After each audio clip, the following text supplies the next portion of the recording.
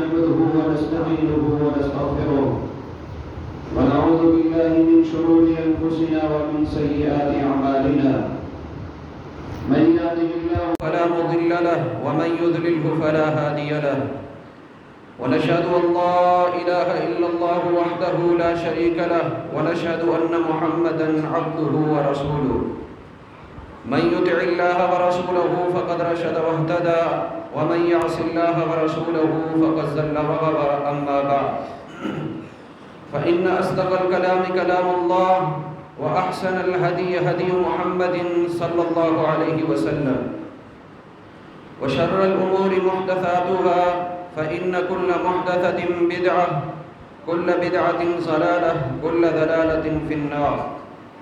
أعوذ بالله من الشيطان الرجيم من همزه ونفخه ونفثه. بسم الله الرحمن الرحيم. وسارعوا إلى مغفرة من ربكم وجنة عرضها السماوات والأرض أعدت للمتقين. مختصر حمد و صلوات کے بعد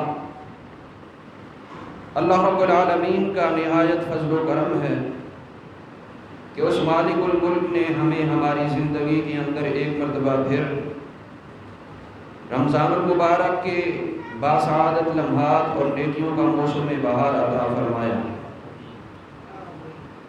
اللہ رب العالمین نے یوم اول سے آسمان اور زمین کی تخلیق کے دن سے لے کر کے قیامت تک سال کے 12 مہینے بنائے ہیں. سورۃ التوبہ میں اللہ فرماتا ہے ان عدۃ الشہور عند اللہ 12 شہرا فی کتاب اللہ یوم خلق السماوات والارض. ان 12 مہینوں میں سے افضل مہینہ رمضان المبارک کا مہینہ ہے جس کے بابرکت ہونے کی گواہی خود امام الانبیاء محمد رسول اللہ صلی اللہ علیہ وسلم نے دی ہے. سنن نسائی کی حدیث ہے، نبی علیہ الصلوۃ والسلام نے فرمایا اتاکم رمضان ہو، میرے صحابہ تمہارے پاس رمضان المبارک کا مہینہ آ رہا ہے. شہر مبارک، یہ بڑا بابرکت مہینہ ہے. اور ترمذی شریف کی حدیث کے مطابق نبی علیہ السلام نے فرمایا والرمضان الی رمضان کفارۃ لما بینہما. جو بندہ رمضان المبارک سے کما حق کا وہ استفادہ کرنے کی کوشش کرتا ہے اور نیکیوں کے اس موسم بہار میں اپنے دامن کو خیر و بھلائی سے بھرنے کی ہر ممکن کوشش کرتا ہے، اللہ سبحانہ و تعالی اس کے پچھلے رمضان سے لے کر کے اس رمضان تک کے تمام تر صغیرہ گناہوں کو مٹا دیتے ہیں. یہ وہ بابرکت مہینہ ہے کہ اللہ سبحانہ و تعالی نے امام الانبیاء اکرم الانبیاء محمد رسول اللہ صلی اللہ علیہ وسلم کو منصب رسالت سے نوازنے کے لیے اور نبوت کا تاج عطا فرمانے کے لیے جس مہینے کا انتخاب فرمایا وہ رمضان المبارک کا مہینہ تھا. جتنے بھی ادیان ہیں ان تمام ادیان میں سے ایک دین اللہ رب العالمین کو قابل قبول ہے، ان الدین عند اللہ الاسلام. اس دین کو اللہ سبحانہ و تعالی نے اتارنے کے لیے جس مہینے کا انتخاب کیا اس کو رمضان المبارک کہتے ہیں. اللہ رب العالمین پورے سال کے تمام تر معاملات کا جو فیصلہ فرماتے ہیں وہ ایک بابرکت رات ہے. اس رات کو اللہ سبحانہ و تعالیٰ نے رمضان المبارک کے آخری عشرے کی طاق راتوں میں رکھ دیا ہے. سورہ طوفان میں اللہ فرماتا ہے انا انزلناہ فی لیلۃ مبارکہ انا کنا منذرین فیہا یفرق کل امر حکیم. تمام معاملات کے حکیمانہ فیصلے رمضان المبارک کے آخری عشرے کی طاق راتوں میں ہوتے ہیں. اور اس آخری عشرے کی طاق راتوں میں اللہ سبحانہ و تعالیٰ نے ایک رات رکھی ہے لیلۃ القدر خیر من الف شہر، جو 1000 مہینے 84 سال کی عبادت سے افضل ہے. اللہ رب العالمین نے اس ماہ مبارک کے اندر یہ برکات، یہ ثمرات اور یہ فوائد رکھے ہیں کہ اللہ سبحانہ و تعالیٰ کے پیغمبر صلی اللہ علیہ وسلم فرماتے ہیں، ترمذی شریف کی حدیث ہے اذا دخل رمضان جب رمضان المبارک کا مہینہ آتا ہے فتحت ابواب الجنہ، اللہ سبحانہ و تعالیٰ کی جنت کے تمام تر دروازے کھول دیے جاتے ہیں۔ وفی روایت وفتحت ابواب السماء، اللہ سبحانہ و تعالیٰ آسمان سے رحمتوں کا نزول کرنے کے لیے آسمان دنیا کے دروازے بھی کھول دیتا ہے۔ اور ایک روایت کے الفاظ ہیں وفتحت ابواب الرحمہ، اللہ کی رحمت کا ٹھاٹھے مارتا ہوا سمندر اس قدر ہوتا ہے کہ اللہ سبحانہ و تعالیٰ رحمت کے دروازے بھی کھول دیتا ہے۔ وغلقت ابواب جہنم، جہنم کے دروازے بند کر دیے جاتے ہیں۔ وسلسلت مردۃ الشیاطین، سرکش قسم کے جو شیاطین ہوتے ہیں اللہ کی طرف سے مقرر کردہ فرشتے ان کو جکڑ دیتے ہیں۔ اور نبی علیہ السلام فرماتے ہیں وَيُنَادِي مُنَادٍ، اللہ سبحانہ و تعالیٰ ایک فرشتے کی ڈیوٹی لگاتا ہے، وہ فرشتہ پورا مہینہ یہ آواز لگاتا ہے یا باغی الخیر اقبل، اے خیر و بلائی کی تلاش کرنے والے اور اللہ کی رحمت سے اپنے دامن کو بھرنے کی امید اور کوشش کرنے والے، اپنی عمری زندگی کی کامیابی کے لیے جستجو کرنے والے، اقبل، اللہ کی رحمتوں کا ٹھاٹھے مارتا سمندر تیرے سامنے ہے، آگے بڑھ اور اپنے دامن کو خیر و بھلائی سے بھر لے۔ وَيَا بَاغِيَ الشَّرِّ أَقْصِرْ، نبی علیہ السلام فرماتے فرشتہ دوسرا اعلان کرتا ہے اے رب کی بغاوت کرنے والے، اللہ کی نافرمانی کرنے والے، نبی رحمت صلی اللہ علیہ وسلم کی مخالفت کرنے والے، یہ رحمتوں کا مہینہ آ گیا ہے، کیا تیرے اندر شرم و حیا کی کوئی رمق باقی ہے کہ اس ماہ مبارک کی عظمت و منقبت کا خیال کرتے ہوئے تو گناہوں سے باز آ جا، اللہ کی نافرمانی سے رک جا۔ نبی علیہ السلام فرماتے ہیں یہ ایسا بابرکت مہینہ ہے، وَلِلَّهِ عُتَقَاءٌ مِّنَ النَّارِ، اللہ سبحانہ و تعالیٰ اس ماہ مبارک میں کئی ایک لوگوں کو جہنم سے آزاد فرماتا ہے۔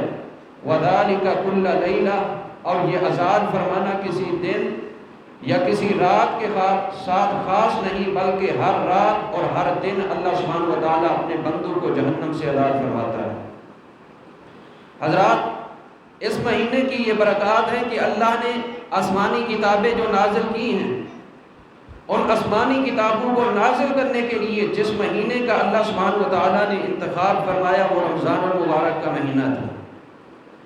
علامہ البانی رحمۃ اللہ علیہ نے سلسلہ احادیث صحیحہ کے اندر ذکر کیا ہے، نبی رحمت صلی اللہ علیہ وسلم فرماتے ہیں اللہ سبحانہ و تعالیٰ نے جب خلیل اللہ پیغمبر حضرت ابراہیم علیہ السلام پر صحف ابراہیم اتارے تو رمضان المبارک کی پہلی تاریخ تھی، اور جب حضرت موسیٰ کلیم اللہ پیغمبر علیہ السلام پر اللہ نے کتاب تورات نازل فرمائی تو رمضان المبارک کی 7ویں تاریخ تھی، اور جب اللہ سبحانہ و تعالیٰ نے حضرت عیسیٰ روح اللہ پیغمبر علیہ السلام پر انجیل کتاب اتاری تو اس وقت رمضان المبارک کی 13 تاریخ تھی، اور جب اللہ سبحانہ و تعالیٰ نے سیدنا داؤد پیغمبر علیہ السلام پر کتاب زبور نازل فرمائی تو اس وقت رمضان المبارک کی 19 تاریخ تھی، اور جب امام الانبیاء اکرم الانبیاء محمد رسول اللہ صلی اللہ علیہ وسلم پر قرآن مجید فرقان حمید کا نزول ہوا تو وہ رمضان المبارک کی 25 تاریخ تھی۔ یہ رمضان المبارک کی ثمرات ہیں کہ تمام تر آسمانی کتابیں اس میں اتری ہیں، اور تمام کتابوں کی نگران کتاب، افضل ترین کتاب قرآن مجید بھی اسی ماہ مبارک میں اتری ہے۔ شہر رمضان الذی انزل فیہ القرآن، اللہ فرماتے ہیں رمضان المبارک کا مہینہ وہ بابرکت مہینہ ہے کہ اس میں ہم نے قرآن مجید کو نازل فرمایا۔ اس رمضان المبارک کی بہت سارے فضائل ہیں، لیکن سوال یہ ہے کہ ہم ان برکات کو کیسے سمیٹ سکتے ہیں؟ رمضان المبارک کے نیکیوں کے موسم بہار میں اپنے دامن کو کیسے خیر و برکت سے بھر سکتے ہیں؟ رمضان المبارک میں جو کرنے کے کام ہیں، سب سے پہلے ہمیں قرآن کریم سے مضبوط تعلق اختیار کرنا چاہیے، اس لیے کہ رمضان اور قرآن کا گہرا تعلق ہے، یہ نزول قرآن کا مہینہ ہے۔ یہی وجہ ہے نبی علیہ السلام ہر رمضان المبارک میں ایک مرتبہ جبریل امین کے ساتھ قرآن کریم کا دور اور مراجعہ کیا کرتے تھے، اور جس سال نبی علیہ السلام کی وفات پاک ہوئی اس سال نبی علیہ السلام نے ایک مرتبہ نہیں بلکہ 2 مرتبہ فرشتوں کے سردار جبریل امین سے قرآن کریم کا دور اور مراجعہ کیا۔ مانا یہ کہ 2 مرتبہ آپ نے زبانی ان کو قرآن کریم سنایا اور 2 مرتبہ جبریل امین سے سنا۔ اور رمضان المبارک میں بالخصوص سلف صالحین فرماتے ہیں، امام ذہبی سیر کے اندر لائے ہیں، اور پورے سال میں بالعموم سیدنا سعید بن مسیب رحمہ اللہ فرماتے ہیں جب ہم فجر کی نماز پڑھنے کے لیے مسجد نبوی کا رخ کرتے، کننا نسمع تلاوت القرآن من کل بیت، فجر کی نماز میں جاتے ہوئے اور نماز پڑھ کے واپس آتے ہوئے ہم ہر گھر سے قرآن کریم کی تلاوت سنا کرتے تھے۔ کوئی ایک گھر بھی ایسا نہیں ہوتا تھا گلی کے اندر جس سے قرآن کریم کی تلاوت نہ۔ امام مالک رحمہ اللہ کا قرآن کریم کے ساتھ رمضان المبارک میں ایسا مضبوط تعلق تھا کہ جب ماہ مبارک آتا تمام تر درس و تدریس، قرآن و حدیث پڑھانے کے، مسائل سمجھانے کے معاملات کو کلوز کر لیتے، مختصر کر لیتے، زیادہ سے زیادہ قرآن کریم کی تلاوت کے ساتھ جڑ جاتے۔ امام بغوی رحمۃ اللہ علیہ فرماتے ہیں، میرے دادا احمد بن منی رحمہ اللہ نے فرمایا، انا منذ 40 سنہ اختم القرآن فی کل ثلاث، میرا اللہ گواہ ہے کہ 40 سال ہو گئے ہیں میں ہر 3 دن کے اندر قرآن کریم کی تلاوت مکمل کرتا ہوں۔ یہ تھے اسلاف جن کے کردار کو اللہ نے ہمارے لیے معیار کے طور پہ پیش کیا ہے۔ رمضان المبارک میں کثرت سے قرآن کریم کی تلاوت کرنی چاہیے، قرآن کریم کو سمجھنا چاہیے، قرآن کریم پر عمل کرنے کی ہر ممکن کوشش کرنی چاہیے، دعوت قرآن اور پیغام قرآن کو آگے لوگوں تک پہنچانا چاہیے۔ یہ قرآن اور رمضان کا آپس میں گہرا تعلق ہے۔ سلسلہ احادیث صحیحہ مسند احمد کی حدیث ہے، نبی علیہ الصلوۃ والسلام فرماتے ہیں، الصیام والقرآن یشفعان للعبد، قیامت کا دن ہوگا، قرآن کریم کو اللہ سبحانہ و تعالیٰ وجود عطا فرمائے گا اور قوت گویائی عطا فرمائے گا، اور یہ اپنے پڑھنے والے کے حق میں، اپنے اوپر عمل کرنے والے کے حق میں اللہ کی بارگاہ میں درخواست اور التجا کرے گا، سفارش کرے گا۔ یقول القرآن، اللہ کے سامنے قرآن کہے گا، یا ربی انی منعتہ النوم باللیل، اے اللہ میں گواہ ہوں تیرا یہ بندہ رات کو قیام کی حالت میں تیرے سامنے کھڑے ہو کر کے میری تلاوت کیا کرتا تھا، فشفعنی فیہ، لہذا میں آج تیری کتاب تیرے سامنے یہ درخواست کر رہی ہوں کہ میری سفارش کو اس کے حق میں قبول فرما۔ نبی علیہ السلام فرماتے ہیں، اللہ سبحانہ و تعالیٰ قرآن کریم کی سفارش کو قبول کر کے اس بندے کو کامیابی کا سرٹیفکیٹ جاری فرما دے۔ یہ قرآن کریم کے ساتھ تعلق کی برکات ہیں۔ اور دوسرا عمل جو رمضان المبارک میں کرنا ہے، جس کو اللہ نے ہم پر فرض کیا ہے، یا ایھا الذین آمنوا کتب علیکم الصیام، دوسرے بارے میں اللہ فرماتا ہے، اے ایمان والو تم پر روزے فرض کیے گئے ہیں، کما کتب علی الذین من قبلکم، یہ روزے ہم نے تم سے پہلے لوگوں پر بھی فرض کیے تھے۔ ان لوگوں کی فرضیت کا فلسفہ اور غرض و غایت یہ ہے، لعلکم تتقون، تاکہ تمہارے دلوں کے اندر اللہ کا ڈر پیدا ہو جائے۔ رمضان المبارک کے روزے فرض ہیں، اور صرف فرض ہی نہیں بلکہ اسلام کے بنیادی ارکان میں سے جن کی تعداد 5 ہیں، رمضان المبارک کے روزے ایک رکن ہیں۔ سادہ سی مثال سے آپ یوں سمجھیں، جس طرح ہم کوئی مکان بناتے ہیں، 4 دیواری بناتے ہیں، کمرہ بناتے ہیں، اس کی 4 دیواریں ہوتی ہیں اور ایک چھت ہوتی ہے۔ اگر 4 دیواروں میں سے ایک دیوار ختم کر دی جائے یا چھت ختم کر دی جائے تو یہ کمرہ، یہ بنگلہ نامکمل و ناقص ہے۔ اسی طرح اگر رمضان المبارک کے بندہ روزے نہیں رکھتا، اس کا ایمان و اسلام ناقص و نامکمل ہے۔ حضرات، رمضان المبارک کے روزے فرض ہیں، اور روزہ بھی قیامت والے دن اللہ کی بارگاہ میں سفارش کرے گا۔ یا رب انی منعتہ الطعام والشراب والشہوات بالنہار، اے اللہ میں گواہ ہوں تیرا یہ بندہ تیری خاطر گرمیوں کے دنوں کے اندر پیاس کو برداشت کرتا تھا، بھوک کو برداشت کرتا تھا، خواہشات نفس کو پورا نہیں کرتا تھا، اس کی غرض و غایت یہ تھی کہ میرا رب مجھ سے راضی ہو جائے۔ آج فشفعنی فیہ، اس کے حق میں میری سفارش قبول فرما۔ فیشفعان، مسند احمد کی حدیث ہے، نبی علیہ السلام فرماتے ہیں، اللہ سبحانہ و تعالی روزے کی سفارش کو قبول کر کے اس بندے کو کامیابی عطا فرما دے گا۔ یہ دوسرا کام ہے جو رمضان المبارک کے روزے فرض ہیں۔ اور ان روزوں کے یہ فوائد و برکات ہیں۔ صحیح بخاری کی حدیث ہے، نبی علیہ الصلوۃ والسلام فرماتے ہیں من صام رمضان ایمانا واحتسابا غفر له ما تقدم من ذنبه، جو بندہ رمضان المبارک کے روزے اللہ پر ایمان کی حالت میں اور اجر و ثواب کی نیت سے رکھتا ہے، اللہ سبحانہ و تعالیٰ اس کے ماضی کے تمام تر صغیرہ گناہ معاف فرما دیتا ہے۔ ان کے اندر یہ برکات ہیں۔ حضرات، قرآن و حدیث کا ہم جب بغور مطالعہ کرتے ہیں، ہر نیکی کا اجر و ثواب اللہ سبحانہ و تعالیٰ نے متعین و محدود کر کے بتلا دیا ہے۔ نماز پڑھو گے اتنا ثواب ہے، صدقہ خیرات کرو گے اتنا ثواب ہے، یہ کام کرو گے اتنا ثواب ہے۔ قرآن و حدیث کا بغور مطالعہ کرنے سے 4 نیک اعمال ایسے سامنے آتے ہیں جن کا اللہ سبحانہ و تعالیٰ نے اجر و ثواب متعین نہیں کیا بلکہ اس کو لامحدود رکھا ہے، اور اللہ سبحانہ و تعالیٰ نے دنیا میں اس لیے نہیں بتایا، ہو سکتا ہے میں بتا دوں اور انسان کی عقل اس کا تصور نہ کر سکے۔ اللہ فرماتے ہیں ان 4 اعمال کا اجر و ثواب میں بغیر حساب کتاب کے دوں گا، اتنا دوں گا جتنا میری شان کے لائق ہوگا، انسانی عقل اس کا وہم و گمان بھی نہیں کر سکتی۔ ان 4 اعمال میں سے پہلا عمل صبر کرنا، مصائب و آلام، تکالیف اور پریشانیوں کے وقت، مالی اور جانی نقصان کے وقت اللہ کے فیصلے پر راضی ہو جانا۔ ایسا عمل ہے کہ اللہ سبحانہ و تعالیٰ بغیر شمار کیے، بغیر گنے لامحدود اجر و ثواب عطا فرماتا ہے۔ قرآن کریم میں اللہ فرماتا ہے انما یوفی الصابرون اجرهم بغیر حساب، جو بندے کما حقہ صبر کرنے والے ہوتے ہیں ہم ان کو ان کا اجر بغیر حساب، بغیر گنے، بغیر شمار کیے، بغیر متعین کیے عطا فرمائیں گے۔ دوسرا عمل معاف کرنا، صلح کرنا، درگزر کرنا، معاشرے کو خوشگوار بنانے کی ہر ممکن کوشش کرنا اور اپنے دل کے اندر محبت و مودت کی فضا کو قائم کرنا۔ ایسا عمل ہے کہ اللہ سبحانہ و تعالیٰ نے اس کا اجر و ثواب بغیر حساب کتاب کے دینا ہے۔ اللہ فرماتا ہے قرآن کریم میں فمن عفا واصلح فاجرہ علی اللہ، جو بندہ معاف کر دے اور صلح کو پسند کر لے اس کا اجر بغیر حساب کتاب کے ہے، اللہ نے اپنی شان کے مطابق دینا ہے۔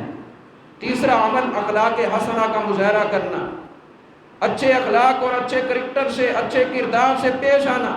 ایسا عمل ہے کہ اللہ سبحانہ و تعالیٰ نے اس کا اجر لامحدود رکھا ہے۔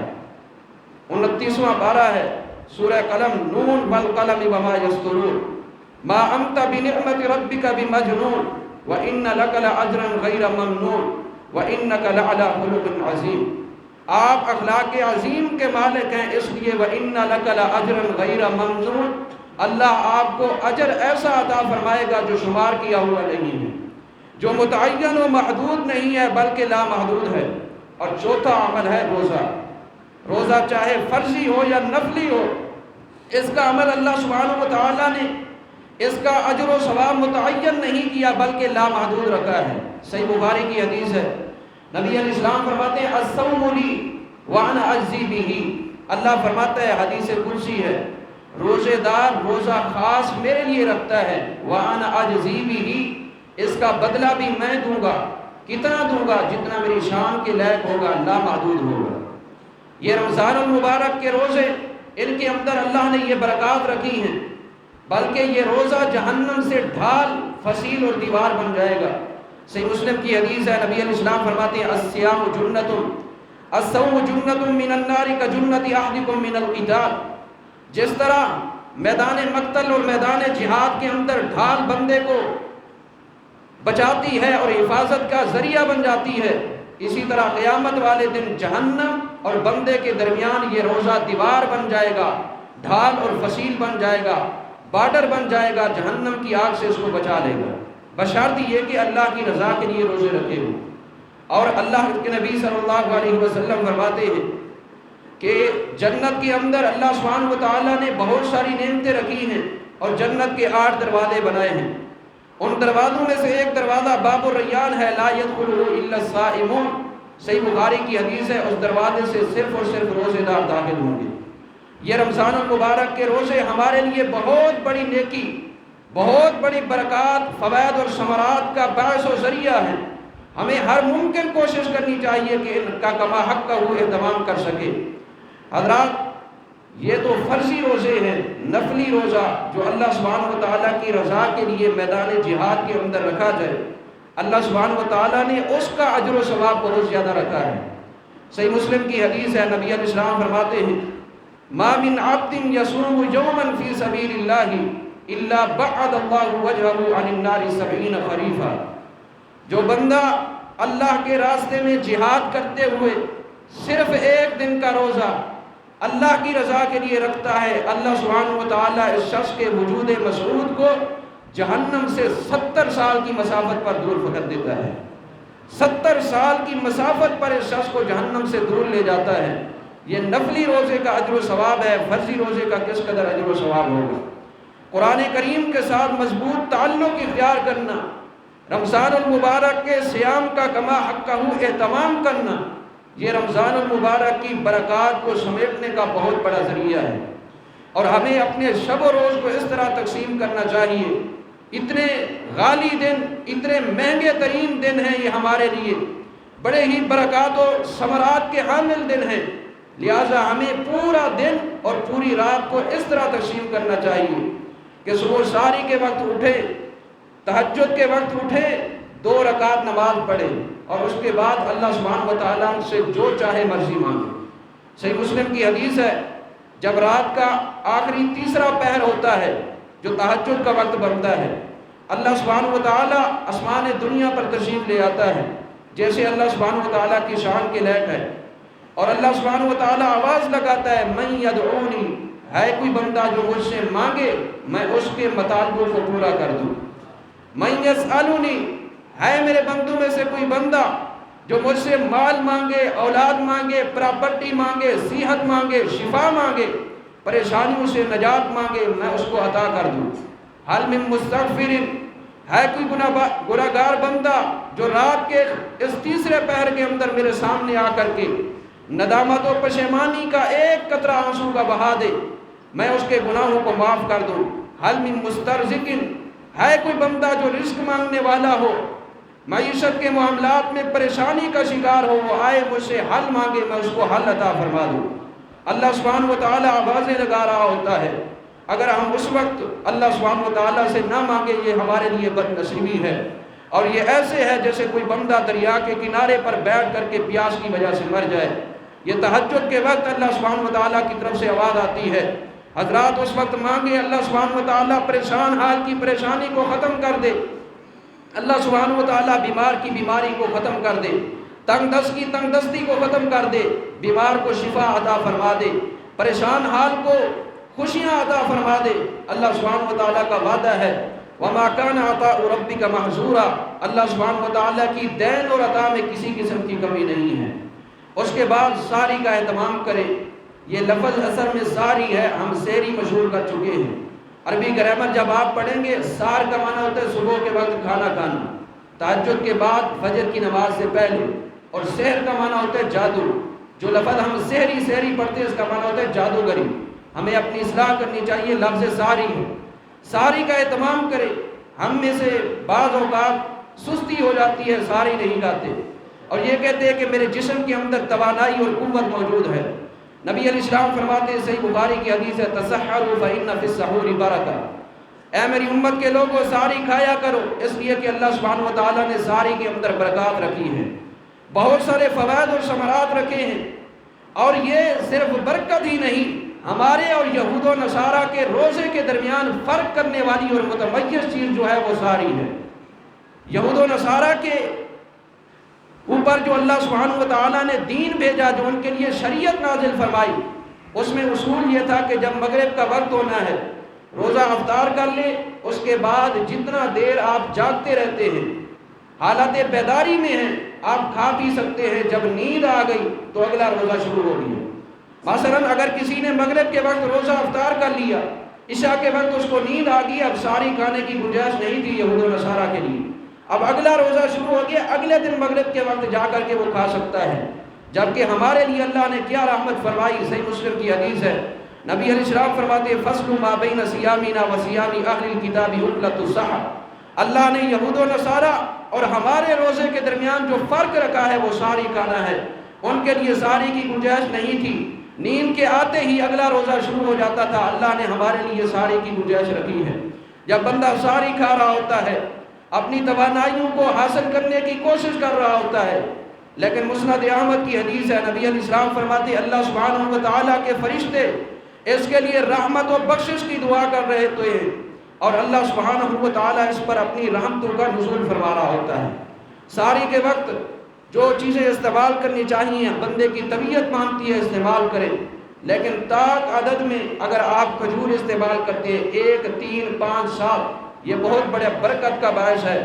صحیح سنن ابی داؤد کی حدیث ہے، نبی علیہ الصلوۃ والسلام فرماتے ہیں نعم سحر المؤمن، نعم سحر المؤمن، نعم سحور المؤمن التمر۔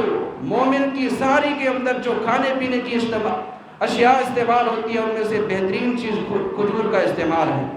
ساری کھانے کی عادت بنائیں، اللہ کی طرف سے بخشش اور رحمت کے سرٹیفکیٹ جاری ہوتے ہیں، فرشتے رحمت و بخشش کی دعا کرتے ہیں، اور اللہ کے پیغمبر صلی اللہ علیہ وسلم فرماتے ہیں اللہ سبحانہ و تعالیٰ اس وجہ سے برکتوں کا نزول فرماتا ہے۔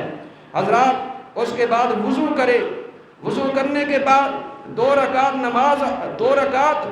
نماز سنتیں ادا کرے۔ فجر کی جب اذان ہو جائے، یہ 2 سنتیں بڑی ہی عظیم اور بڑی ہی بابرکت ہے۔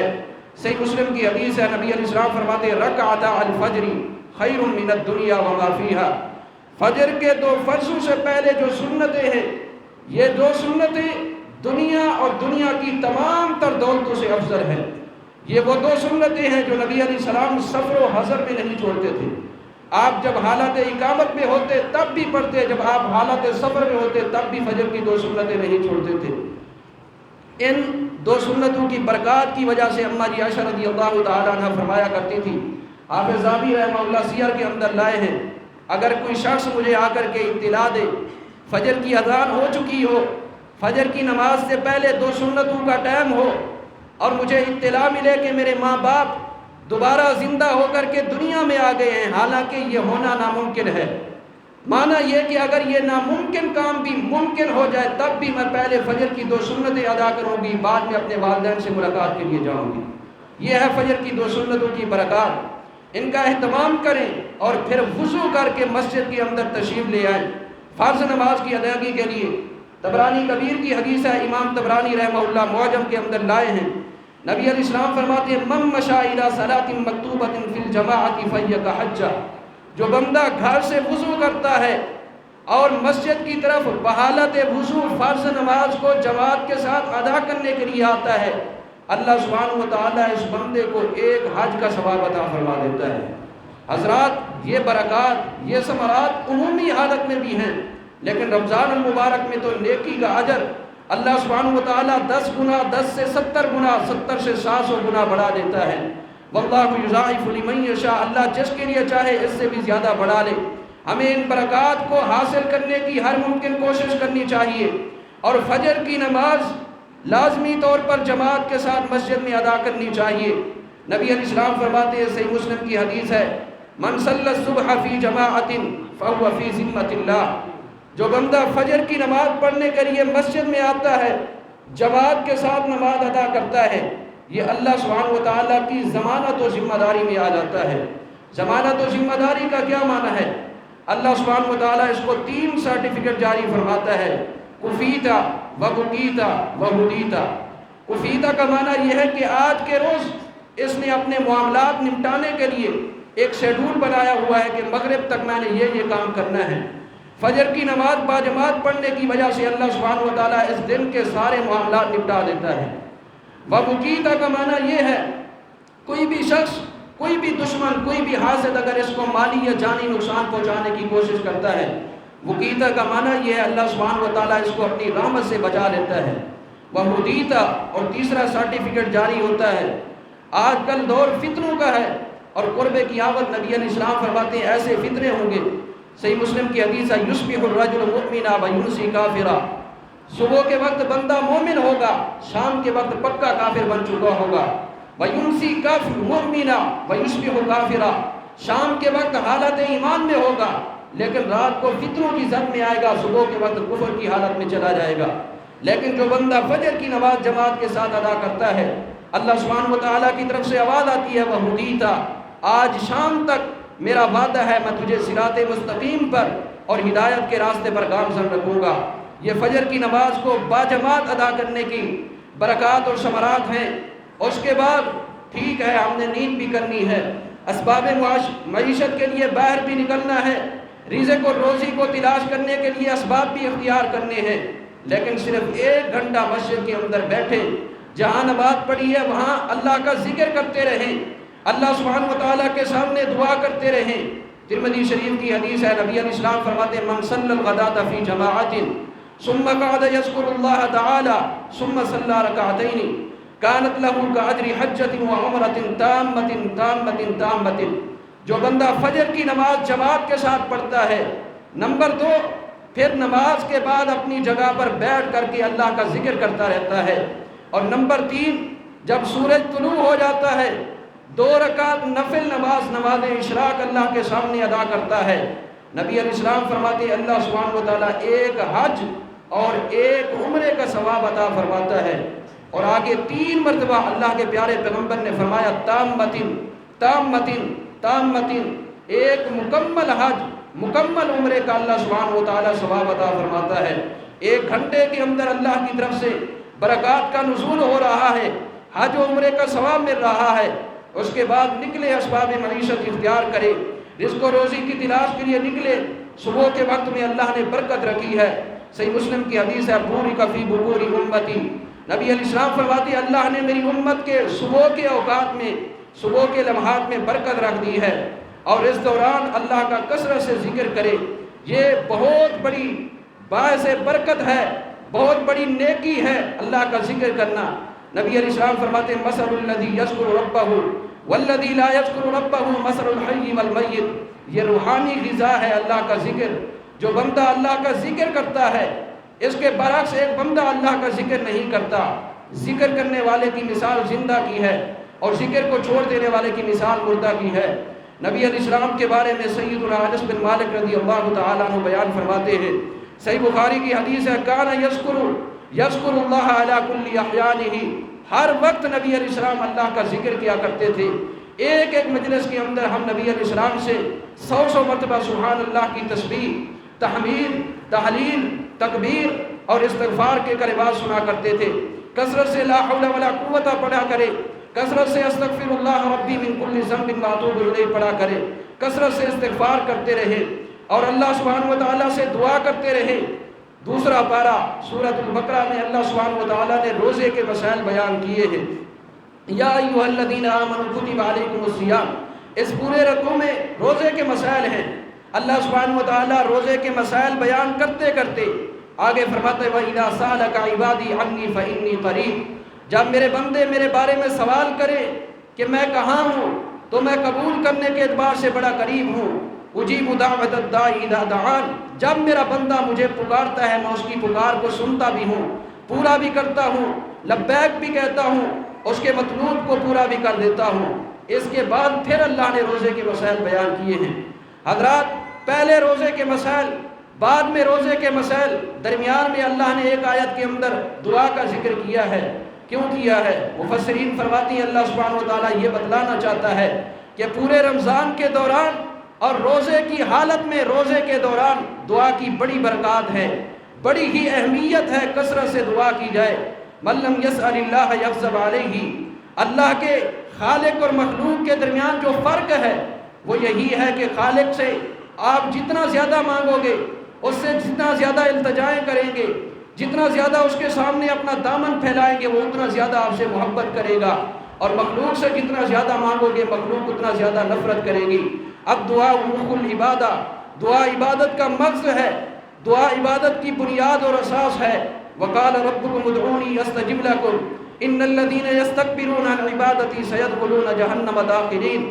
کثرت سے دعا ہونی چاہیے، کثرت سے استغفار ہونا چاہیے، کثرت سے تسبیح و تحمید و تحلیل و تکبیر ہونی چاہیے، اور اپنی زبان کو جس طرح ہم نے کھانے پینے سے، خواہشات نفس کو پورا کرنے سے روزہ رکھا ہوا ہے، اسی طرح زبان کو بھی روزہ ہونا چاہیے، کان کو بھی روزہ ہونا چاہیے، آنکھ کو بھی روزہ ہونا چاہیے، ہاتھ کو بھی روزہ ہونا چاہیے۔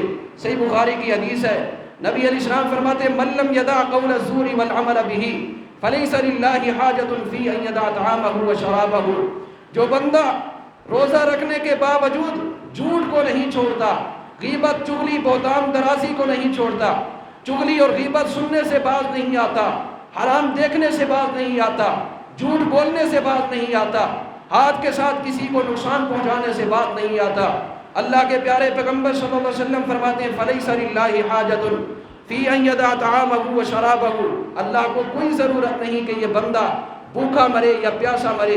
اللہ سبحانہ و تعالیٰ چاہتا ہے کہ جس طرح یہ کھانے پینے سے روزہ رکھ چکا ہے، اسی طرح اس کے ہاتھ کو بھی روزہ ہو، اس کی آنکھ کو بھی روزہ ہو، اس کے کان کو بھی روزہ ہو، اس کی زبان کو بھی روزہ ہو۔ حضرات، روزے کی یہ برکات ہے۔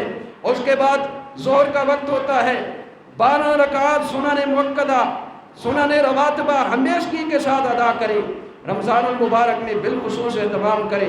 سیدہ ام حبیبہ رضی اللہ تعالیٰ عنہ فرماتی ہیں، سنن ترمذی کی حدیث ہے، نبی علیہ السلام نے فرمایا من داوم علی 12 رکعۃ بنى اللہ لہ بیتا فی الجنہ، جو بندہ 5 فرض نمازوں کے ساتھ 12 سنت مؤکدہ کا اہتمام کرتا ہے، ہمیشگی کے ساتھ ادا کرتا ہے، 2 رکعتیں فجر سے پہلے، 4 رکعتیں ظہر سے پہلے، 2 رکعتیں ظہر کے بعد، 2 رکعتیں مغرب کے بعد، 2 رکعتیں عشاء کے بعد، اللہ سبحانہ و تعالیٰ ان 12 رکعات کو ہمیشگی سے ادا کرنے کی وجہ سے جنت میں اس کا محل اور گھر بنا دیتے ہیں۔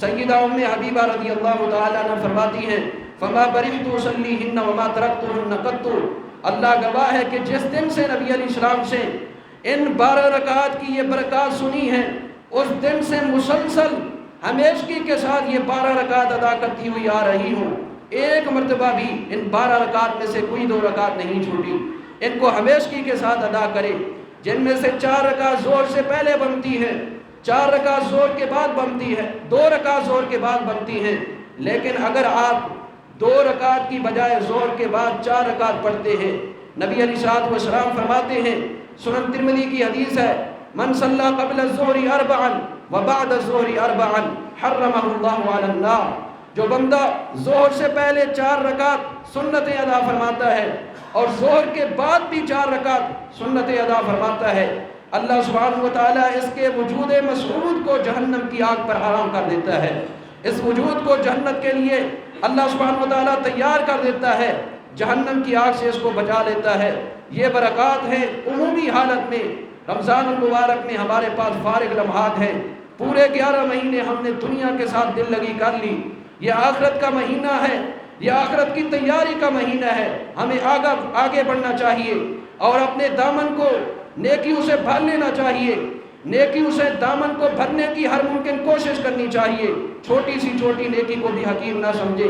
عصر کے وقت 5-10 منٹ جماعت سے پہلے تشریف لے آئیں، 4 رکعت سنتیں ادا کرے عصر سے پہلے، فائدہ کیا ہوگا؟ جامع ترمذی کی حدیث ہے، نبی علیہ السلام فرماتے ہیں رحم اللہ امرأ صلی قبل العصر 4، جو بندہ عصر سے پہلے 4 رکعت پڑھتا ہے، اللہ سبحانہ و تعالیٰ اس پر اپنی رحمتوں کا، برکتوں کا، نعمتوں کا اور سعادتوں کا نزول فرماتا ہے۔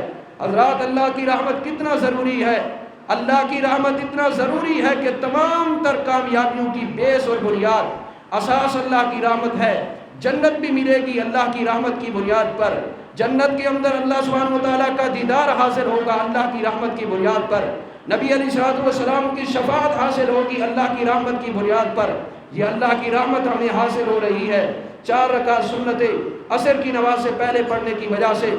افطاری کا وقت ہو جاتا ہے، ہمیں اپنے آپ کو ان اوقات کے اندر مطمئن کرنا چاہیے عمل کے اعتبار سے، ایسا نہ ہو کہ ہمارے یہ قیمتی ایام فضول چلے جائے۔ افطاری کے وقت اللہ سبحانہ و تعالیٰ بندے کی دعا کو قبول کرتا ہے، ہمیں اس وقت کثرت سے دعا کرنی چاہیے اور مل جل کر کے اکٹھے بیٹھ کر کے افطاری کرنی چاہیے۔ نبی علیہ السلام فرماتے ہیں جب 2 بندے آپس میں محبت کرنے کے لیے بیٹھتے ہیں، کس کے لیے محبت کرتے ہیں؟ اللہ سبحانہ و تعالیٰ کی رضا کے لیے۔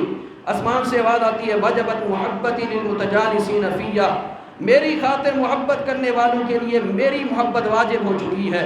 حضرات، کسی کو افطاری کرنے کے لیے، افطاری کروانے کے لیے کوشش کرنی چاہیے کہ ہم کسی کو افطاری کرا دیں۔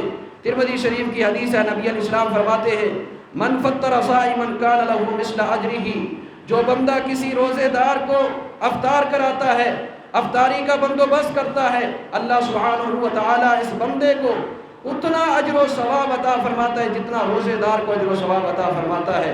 اور مزے کی بات یہ ہے من غیر ان ینقص من اجرہ شیئا، اللہ سبحانہ و تعالیٰ روزے دار کے اجر میں سے بھی کمی نہیں کرتا، اس لیے کہ اللہ کی دین، اللہ کی رحمت وسیع ہے، اللہ سبحانہ و تعالیٰ کی عطا لامحدود ہے، غیر متعین ہے۔ اللہ سبحانہ و تعالیٰ ہر انسان کو، ہر جن کو اس کے مدعا کے مطابق بھی دے، تو اللہ کی رحمت میں اتنی کمی نہ آئے جتنا کمی سوئی کو سمندر کے اندر ڈبونے کی وجہ سے سوئی کے نکے کے ساتھ لگنے والے پانی کے قطرے کی آتی ہے۔ اللہ سبحانہ و تعالیٰ کی رحمتوں کا ٹھاٹھے مارتا ہوا سمندر ہے۔ عشاء کے وقت قیام اللیل کا اہتمام کرے، مسلسل اور ہمیشگی کے ساتھ، دوام کے ساتھ اہتمام کرے۔ نبی علیہ السلام فرماتے ہیں، صحیح بخاری کی حدیث ہے، من قام رمضان ایمانا واحتسابا غفر له ما تقدم من ذنبه، جو بندہ قیام رمضان کا ایمان کی حالت میں اور اللہ سے اجر لینے کی نیت سے کما حق کا ہوئے اہتمام کرتا ہے، اللہ سبحانہ و تعالیٰ اس کے ماضی کے تمام تر صغیرہ گناہوں کو معاف فرما دیتا ہے۔ حضرات، ضروری نہیں ہے کہ آپ 8 رکعت امام صاحب کے ساتھ پڑھ کے جائیں، 11 رکعت وتر کے ساتھ پڑھ کے جائیں، 2 پڑھیں، 4 پڑھیں، 6 پڑھیں ضرور، لیکن اگر امام صاحب کے ساتھ مکمل تراویح پڑھیں گے فائدہ کیا ہوگا؟ سنن ابن ماجہ کی روایت ہے، محدثین نے اس روایت کو حسن لذاتی ہی قرار دیا ہے۔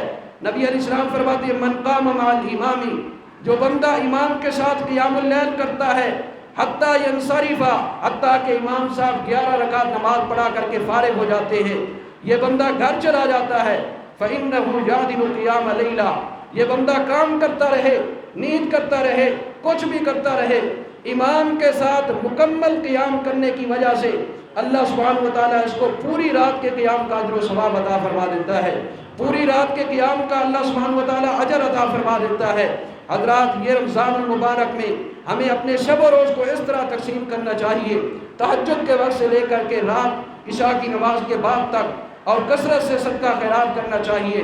نبی علیہ السلام عمومی حالت میں بہت صدقہ خیرات کرتے، لیکن صحیح بخاری صحیح مسلم کی حدیث ہے، سیدنا انس بن مالک رضی اللہ تعالیٰ عنہ فرماتے ہیں، فَلَ رَسُولُ اللَّهِ أَجْوَدُ بِالْخَيْرِ مِنَ الرِّيحِ الْمُرْسَلَةِ، جب رمضان المبارک کا مہینہ آتا، نبی علیہ السلام اس قدر صدقہ خیرات کرتے، اللہ کے راستے میں اس قدر خرچ کرتے کہ اللہ کے پیارے پیغمبر صلی اللہ علیہ وسلم خرچ کرنے میں، صدقہ خیرات میں اس قدر تیزی اختیار کر لیتے، جس طرح تیز آندھی ہوتی ہے، تیز آندھی سے بھی زیادہ اللہ کے پیارے پیغمبر اللہ کے راستے میں رمضان المبارک کے مہینے میں خرچ کیا کرتے تھے۔ حالانکہ آپ کی جو معیشت کی حالت تھی، آپ جانتے ہیں، صحیح بخاری میں بے شمار حدیث ہے، 3 دن تک اللہ کے پیارے پیغمبر صلی اللہ علیہ وسلم کے گھر کے اندر چولہا نہیں جلتا تھا، لیکن اس قدر خرچ کرنے والے اللہ کے پیارے پیغمبر صلی اللہ علیہ وسلم کی زندگی کو اللہ نے ہمارے لیے نمونہ، اسوہ، قدوہ بنا دیا ہے، اور اللہ نے ہمارے لیے معیار کے طور پہ پیش کیا ہے۔ لَقَدْ كَانَ لَكُمْ فِي رَسُولِ اللَّهِ أُسْوَةٌ حَسَنَةٌ، اللہ سبحانہ و تعالی ہمیں رمضان المبارک کے ان بابرکت لمحات کو، نیکیوں کے موسم بہار کو اپنے لیے کارآمد بنانے کی توفیق عطا فرما دے۔ اللہ سبحانہ و تعالی ہمیں اس سے کما حق کا وہ استفادہ کرنے کی توفیق عطا فرما دے۔ صحیح ابن خزیمہ کی ایک حدیث پڑھتے ہیں، اس کے بعد بات ختم کرتے ہیں۔ سیدنا ابو ہریرہ رضی اللہ تعالیٰ عنہ فرماتے ہیں، نبی علیہ السلام منبر کی طرف تشریف لا رہے تھے، اللہ کے پیارے پیغمبر نے 3 مرتبہ آمین کہا۔ صحابہ کرام عرض کرتے ہیں، اللہ کے پیارے پیغمبر، آپ پہلے اس طرح نہیں کیا کرتے تھے، آج آپ نے 3 مرتبہ آمین کہا ہے تو کیوں کہا ہے؟ اللہ کے نبی صلی اللہ علیہ وسلم فرماتے، میرے صحابہ، جب میں نے پہلی مرتبہ آمین کہا ہے، فرشتوں کے سردار جبریل امین آئے تھے، انہوں نے آ کر بد دعا کی تھی، من ادرک شہر رمضان فمات فلم یغفر له فعبدہ اللہ۔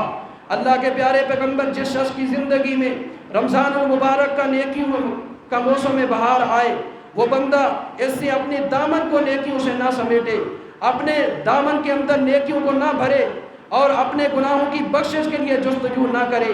اللہ کے پیارے پیغمبر، وہ اس حال میں اگر مر جاتا ہے کہ وہ اپنے گناہوں کی بخشش نہیں کروا سکا، اللہ سے جنت کے حصول کے لیے کوشش نہیں کر سکا، اس شخص کو اللہ سبحانہ و تعالیٰ تباہ و برباد کر دے۔